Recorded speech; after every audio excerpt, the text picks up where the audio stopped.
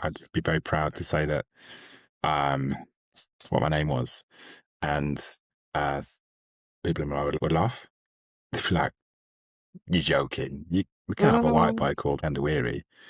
And I get really offended and like get my driving license out and go, "Look at this." I was brought up by my mother, so my parents separated when I was 6, when we moved to the UK. So it was my mum, my sister, and me who moved to the UK, which is fascinating in itself because my mum's, is a black South African trying to make a life in the UK with mixed heritage children. And so we have an English father, and now we're being brought up in English culture. It's quite difficult for her to integrate and try to make us feel that we belong here as much as we did in Swaziland. I guess because I know from myself that I am of mixed heritage, but I don't know if people on the street looking at me think, oh, she must be of mixed heritage.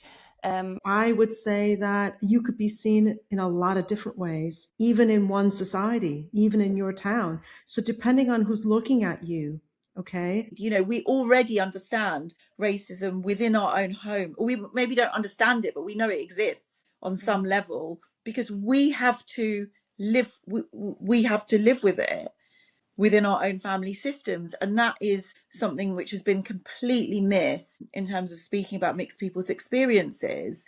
Having to deal with this kind of like disconnect of like, well, these are my family, they love me, but they also are racist. That's a very difficult psychological experience that needs to be unpacked. There's so many complexities of it that you can't put us all into one box of experiences.